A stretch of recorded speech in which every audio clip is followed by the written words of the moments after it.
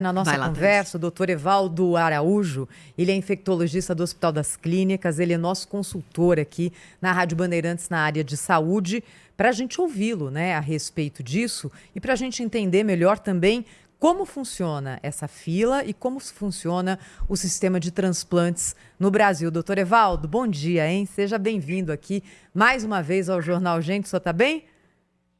Tudo bem, muito obrigado, Thaís. Bom dia para você, bom dia a todos, bom dia aos ouvintes. Queria então Bom pedir dia, para o senhor doutor. começar falando a respeito disso. Como que funciona essa fila de espera por transplantes no Brasil, que é gerenciada pelo SUS? Bom, Thaís, isto é uma instituição, como o Cláudio Humberto dizia, que funciona muito bem. Primeiro é importante esclarecer às pessoas que não é uma fila por ordem de chegada. Você é relacionado numa lista porque você tem determinada condição que te transformou no potencial receptor de um órgão. De acordo com a tua condição de saúde, com a sua idade, com as doenças que você tem, você vai ser classificado. E essa classificação ela é dinâmica. Então, você hoje poderia ser, por exemplo, o primeiro da fila para receber um determinado órgão.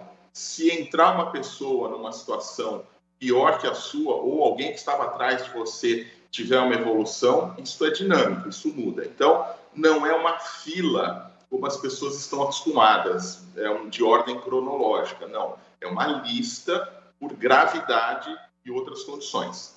Essa lista ela é gerenciada pelas secretarias estaduais de saúde, sob uma supervisão rigorosa do Sistema Nacional de Transplante. Tudo absolutamente feito por pessoas, né, plantonistas, que ficam 24 horas por dia, 7 dias por semana ali controlando isso, e um sistema de computador muito rigoroso que mapeia toda e qualquer atividade. Então, é importante enfatizar esses critérios. E uma outra situação que eu não vi se falar muito. Quem vai fazer o transplante não tem nenhuma gestão nessa lista, zero gestão. Então, quem identifica o potencial doador é o órgão público que controla essa lista, o plantonista. Ele, então, faz um contato com as equipes que têm as pessoas inscritas que poderão receber esse órgão. Essas equipes vão avaliar a pertinência de receber ou não esse determinado órgão. Então, uma equipe que também não tem nada a ver, uma organização ligada à OPO, a Organização de Procura de Órgãos, vai até o doador e faz a retirada dos órgãos e depois esses órgãos são distribuídos. Então, Doutor Evaldo, não tem contato, não tem ingerência, não tem nada além de profissionalismo nisso tudo. Pois é, doutor Evaldo, eu queria até a Sônia aqui, um grande prazer estar recebendo o senhor aqui no Jornal Gente, Rádio Bandeirantes, canal Band News TV.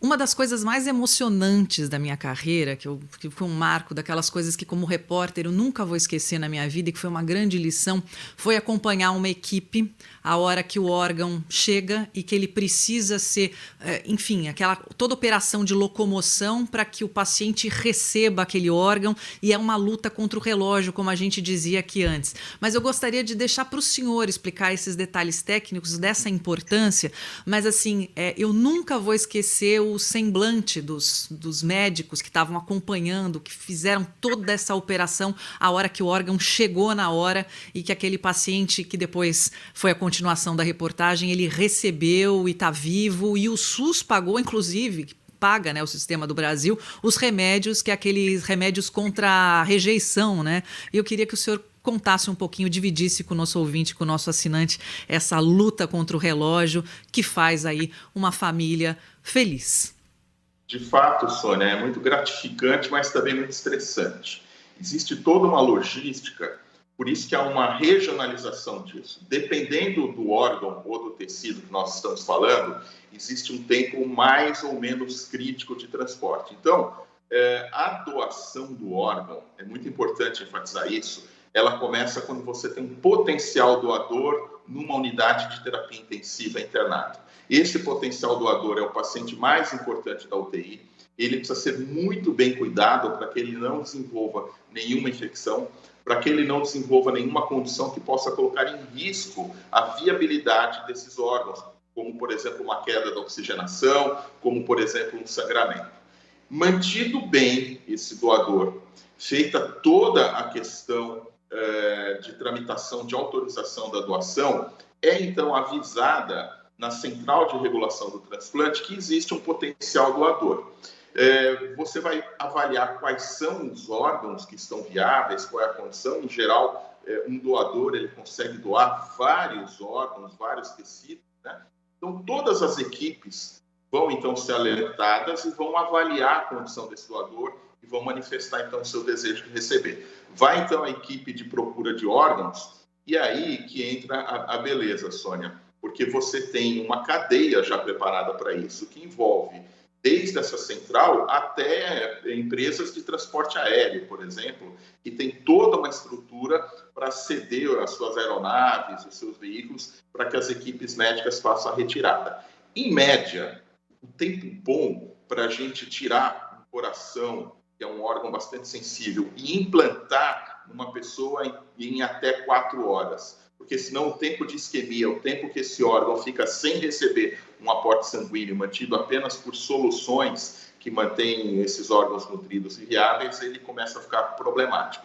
E aí entra uma questão nova, que é a questão da tecnologia. Hoje, nós temos, por inteligência artificial, algoritmos que mostram qual a melhor estratégia de alocação dos órgãos. Então, isso é uma máquina, a gente pode comparar um relógio suíço, que é a referência de precisão, e é isso mesmo, Sônia, uma operação muito precisa, que envolve muita gente e que é contra o relógio de fato. E muito rápida, né, doutor Evaldo? Porque a gente vê a cirurgia mesmo, né? A gente imagina que colocar um coração, você pensa em horas de cirurgia. Você vê que foi algo aí de 2, 3 horas, né? Se eu não me engano. 2 horas e meia. 2 horas e meia, né, Thaís? Olha que coisa fantástica. Acredito que a maioria da população não imaginava que um transplante durasse esse tempo ali no ato cirúrgico mesmo, né, doutor Evaldo?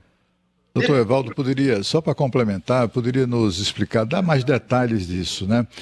Certa vez uma pessoa da família assistiu um desses transplantes e foi uma coisa impressionante, porque o coração, me parece que já se trabalha nele fora do corpo. O corpo do paciente fica mantido por um coração artificial. É um conjunto de habilidades, né, sem dúvida nenhuma, do cirurgião, da equipe médica, etc., mas também de muita técnica. Eu queria, complementando o que o Pedro perguntou, saber do Dr. Evaldo, assim, desde os tempos heróicos lá de Christian Barnard, na América do Sul, na África do Sul, passando pelo Dr. Zerbini aqui no Brasil, Dr. Jatene e tal, de lá para cá muita coisa evoluiu, não é, doutor? Não, sem dúvida nenhuma. Então, vamos lá. A gente precisa lembrar do oxigênio. O oxigênio ele é vital. Então, quando a gente vai começar um transplante, que você tira o órgão que vai ser trocado, no caso do coração, você mantém esse paciente naquela circulação extracorpórea, que vai garantir a circulação do sangue e vai garantir a oxigenação do sangue.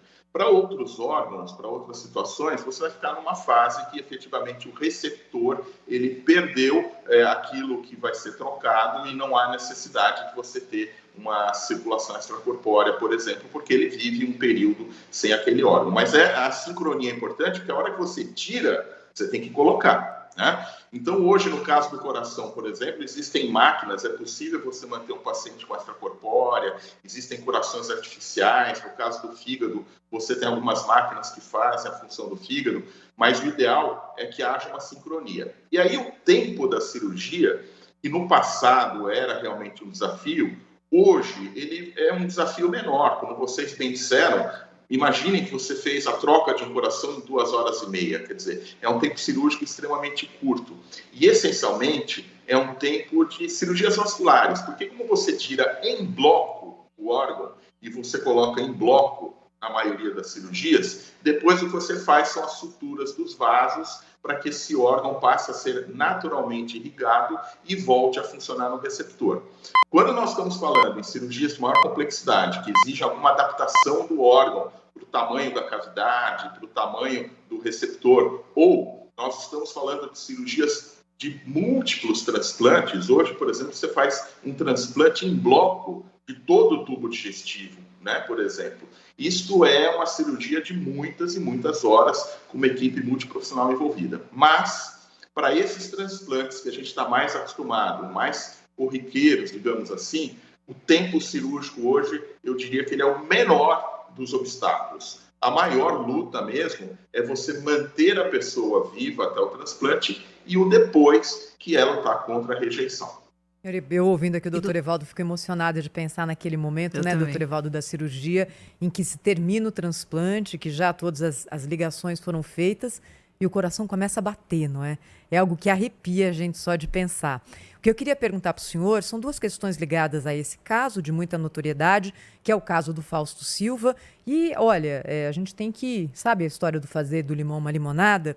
Esse caso dá aqui a gente a oportunidade de falar muito sobre esse assunto e falar sobre doação de órgãos é fundamental para que aumente o número de doadores. Então, ainda sobre esse caso, doutor Evaldo, eu queria que o senhor nos explicasse duas coisas.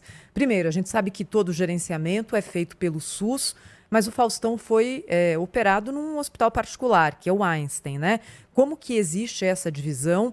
E uma outra dúvida que surgiu é a seguinte: a nossa repórter trouxe a informação oficial da Secretaria de Saúde dizendo que esse coração foi disponibilizado para os pacientes que estavam nessa fila. O primeiro paciente, o Faustão era o segundo, o primeiro, a equipe médica que cuidava dele decidiu não aceitar esse órgão. É claro que não dá para falar desse caso específico, não é? Mas em que circunstâncias um órgão costuma não ser aceito pela equipe médica que vai fazer o transplante? Eu vou começar de trás para frente, Thaís. Existe uma condição do receptor e existe uma condição do órgão.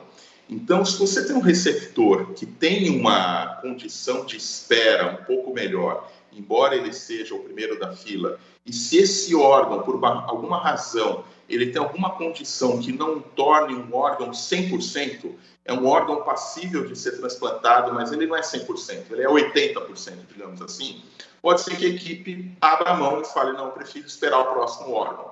Isso acontece. Pode ser que o receptor esteja numa condição de uma gravidade tremenda, que quando as equipes abrem mão, aquele lá fala, não, mas eu quero, porque eu troco o problema. Em vez do meu paciente que vai receber o órgão morrer em poucos dias ou horas, às vezes, ele vai ganhar uma sobrevida com um órgão que a gente chama de marginal, que é um órgão que não tem as suas condições ideais. Então, essa é uma das condições. Você pode abrir mão porque você não queria um órgão que tivesse algum sofrimento. Uma outra questão é que o paciente esteja tão grave que naquele determinado momento ele não tem condições cirúrgicas, então você tem que esperar mais um pouquinho. E a terceira é uma infecção. Nós temos que lembrar que esses pacientes eles vão ser imunossuprimidos. Se ele tem um foco infeccioso ativo grave naquele momento, ao receber um transplante e ser imunossuprimido, ele morre. Né? Então, também é uma condição que não dá para fazer. E a gente precisa lembrar uma coisa importante aqui. Quando eu recebo um órgão, eu estou abrindo mão de que outra pessoa receba esse órgão. Então, é uma escolha que não diz respeito apenas ao meu paciente, mas diz respeito também a tirar a chance do outro paciente. Quanto à questão do hospital privado, o hospital pode ser privado, Thaís, mas ele está ligado ao Sistema Único de Saúde, não é apenas o Einstein.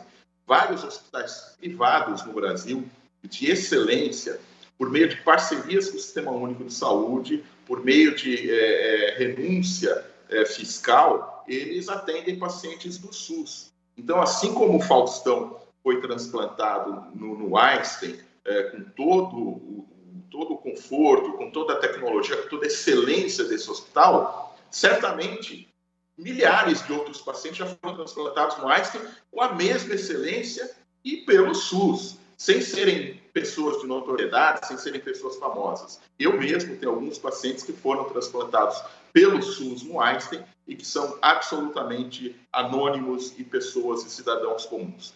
E, por fim, eu acho, Thaís, que esse transplante do Faustão, ele pode ser um divisor de águas.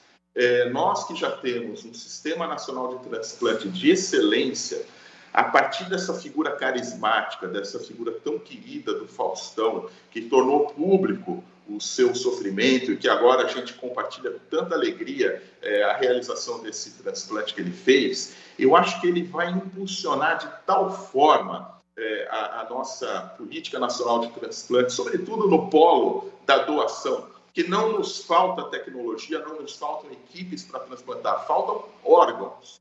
E eu acho que essa lição que o Faustão e a sua família estão dando para o Brasil é essa, de que todos nós podemos ser doadores de órgãos, devemos ser doadores de órgãos, e eu tenho certeza que ele vai ser um divisor de águas. Primeiro ele tem que se recuperar, depois disso eu já estou até vendo o Faustão com aquela voz dele fazendo campanha pelo transplante. Muito bem, nós estamos nessa campanha aí aqui na Band, viu, doutor Evaldo? Doe órgãos, doe vida, né, para estimular o debate, trazer informação para as famílias discutirem o assunto. Muito obrigado pela sua participação, mais uma aula aqui para quem está acompanhando o Jornal Gente pela Rádio Bandeirantes e pelo Band News TV. Um grande abraço, doutor Evaldo, até a próxima. Um abraço a todos. Obrigada, doutor Evaldo. Agora são 9h21. No Jornal Gente, já, informações direto de Londres, problemas no controle do tráfego aéreo no Reino Unido. Com o Felipe Killing, nosso correspondente aqui no Jornal Gente, na Rádio Bandeirantes, no canal Band News TV. Rede Bandeirantes de Rádio.